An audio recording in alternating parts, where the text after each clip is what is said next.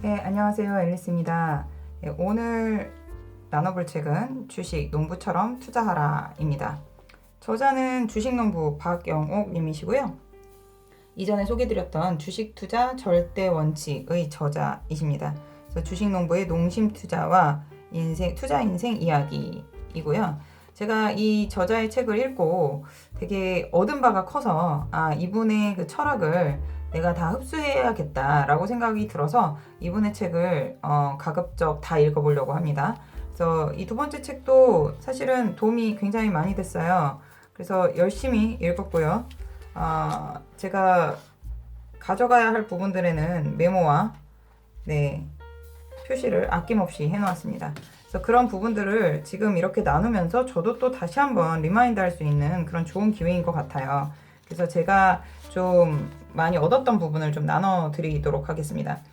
철학에 대해서는 이제 중복되는 부분이 많이 있고 어떻게 하시는지에 대해서 어떤 생각을 가지고 계시는지에 대해서 중복되는 부분들도 많이 있는데요. 여기서는 이제 제가 또 나름대로 얻었던 그런 부분들을 좀 공유해보면 저자께서는 주식을 매수하실 때 한꺼번에 많은 주식을 매입하지 않는다고 하세요. 그래서 소액을 사놓고 3, 4년을 같이 간다고 하세요. 제가 생각했던 것보다 상당히 긴 시간이었어요. 사기 전에 뭐 재무상태, 비즈니스 모델, CEO의 성향 등 기본 정보를 파악하는 것은 물론이고 그리고 나서도 3, 4년 동안 해당 기업의 임원, 직원들과 끊임없이 소통을 한다고 하십니다. 그래서 그리고 또 심지어는 경쟁사를 통해서 내가 선택한 그런 회사의 경쟁력을 파악하기도 한다고 하세요. 그래서 기업도 어느 날 갑자기 성과를 내는 것이 아니기 때문에 과감하게 매수를 하고 그 다음에 1, 2년을 더 기다린다고 하십니다. 그러니까 진짜 기다림의 미학인 것 같아요. 그리고 여기에 우리가 주식 투자는 자신의 재산을 누군가에게 맡기는 행위가 맞죠. 정말 맞잖아요. 그런데 투자를 한다는 것이 무슨 뜻인가? 내가 볼 때 당신이 사업을 잘하니까 내 돈을 자본으로 삼아서 당신도 성공하고 나도 성공하자라는 동업이라는 거죠. 그런데 사람들이 투자하는 그런 그 모양새는 어떠냐면 나는 당신을 잘 모른다. 그래도 내 돈을 당신에게 맡기겠다. 잘할 것 같다. 잘은 모르지만 그런 자세로 투자를 하고 있다는 거예요. 이거는 처음 만난 사람에게 돈을 빌려주는 것처럼 무모하다고 어리석은 일이라는 거죠. 그런데 혹은 심지어 물어보지도 않고 다른 사람 말만 믿고 앞으로 시장의 상황이 좋아질 것 같아. 아니면 뭐 지금 저점이야. 많이 떨어졌어. 라는 것 같으니까 돈을 넣는 것은 난 돈이 필요 없으니까 당신들이 나눠 쓰세요. 라는 것과 같다고 해서 이 글을 읽고 좀 충격을 받았습니다. 정말 그러네. 내가 그러고 있었네. 라는 어떤 성찰, 자기 반성을 해볼 수 있는 시간이었습니다. 그리고 나는 내가 동행하고 있는 기업의 미래를 예측할 수 있다. 이때 미래란 3, 4년 안팎의 미래를 이야기한다 라고 하십니다. 그리고 또 이렇게 말씀을 하고 계십니다. 미래를 읽는 자가 시장을 지배한다. 그러면 우리가 그 미래라 함은 10년, 20년, 100년 후의 미래를 얘기하는가? 무슨 미래를 얘기하는가? 당연히 미래를 알면 좋겠지만 그 미래란 무엇인가? 라고 궁금할 수 있을 텐데요. 기업의 경우에는 2, 3년 후, 3, 4년 후의 미래를 이야기한다. 3, 4년 후에 얼마나 성장할 수 있을지. 그래서 뭐 지난 2, 3년간 그 기업과 소통해보니 그 기업이 성장할 수 있는 가능성이 크고 경영자도 믿을 수 있고 하다면 그 기업에 투자를 해놓고 3, 4년 안팎의 성장을 할 수 있는 그 가능성을 보신다고 해요. 그리고 그 미래를 읽는다는 거에 또 하나는 세상은 하루아침에 손바닥 쳐 뒤집는 것처럼 바뀌지 않는다. 미래에 어떻게 변환된다는 그 징조는 늘 지금도 있다는 거죠. 그러니까 뭐 저희가 모바일 세상이 되었다는 거, 뭐 지금 이런 플랫폼 사업이 발전하고 있다는 거, 이런 것들, 전기차 산업, 이런 부분들은 다 현재 어떤 변화들의 조짐들이 다 있다는 거죠. 그래서 우리가 그 미래를 예측하기 위해서는 흔히 리더라고 일컫는 사람들의 말과 행동을 예의주시하는 것이 좋다.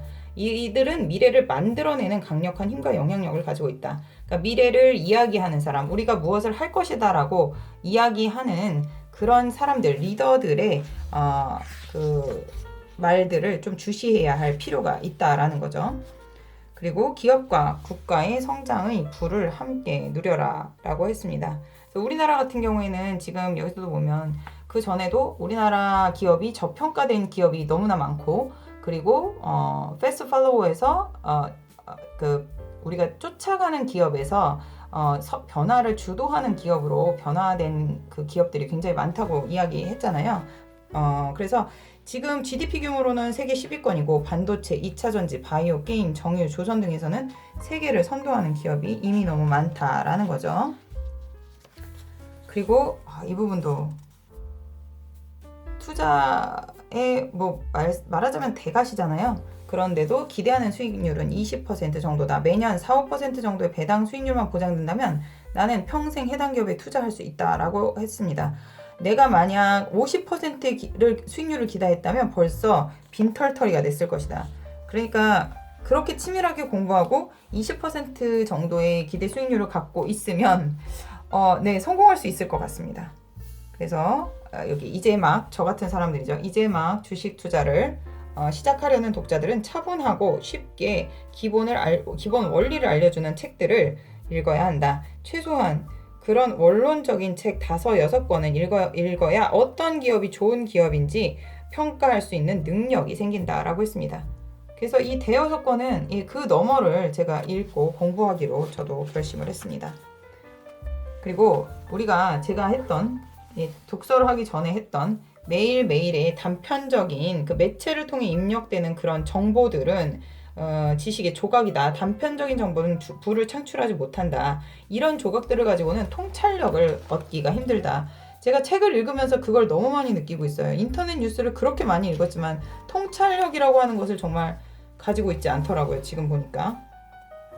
그리고 기업도 농사를 하는 것처럼 주식을 살 때 이 기업은 향후 1년 동안은 투자 기간이고 향후 2년쯤에는 투자의 결과가 2년 후쯤에는 투자의 결과가 3년 후에는 본격적으로 수익을 내기 시작한다는 로드맵을 그리고 있어야 한다. 시기가 빨라지면 좋은 일이지만 자꾸만 늦어진다면 문제가 있을 수도 있다.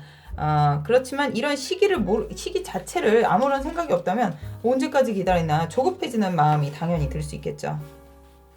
그리고 주의할 것은 투자를 시작하기 전에 이미 언제 수학을 할지 수학의 시기를 미리 결정해 두어야 한다는 점입니다.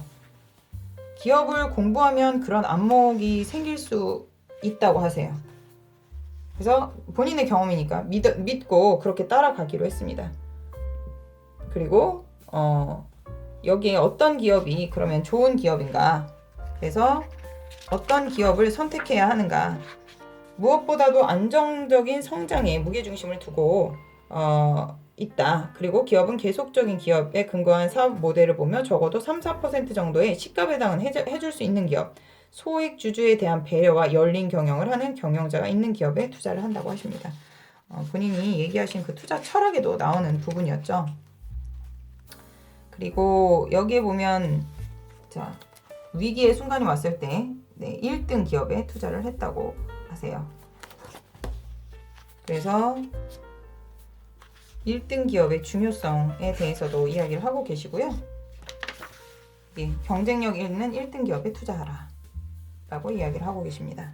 그래서 주식 배당률, 주당 배당률, 수익률, 배당률, 주당 순자산 가치 등과 함께 경영자의 능력, 기업 문화, 독자적인 비즈니스 모델 등도 언급을 했는데 이런 지표들을 기준으로 하다 보면 어차피 1등 기업밖에 남지 않는다는 거예요. 그래서 주식 투자를 하는 사람들에게 1등 기업에 투자하라고 조언한다고 하세요. 예전에는 2, 3위 업체에도 기업에도 투자를 했지만 지금은 거의 1, 2위 기업으로 포트폴리오를 구성하고 계시다고 하십니다. 그리고 여기 보면 처음 시작하는 사람들은 1등 기업이 좋지만 하지만 너무 지나치게 오너의 이익 위주로 돌아가는 기업이라면 1등이라고 해도 기업의 투자는 삼가하는 것이 좋다라고 하셨습니다. 그리고 사회적인 책임을 완수하는 기업에 또 투자를 하라고 하셨고요. 여기에 이제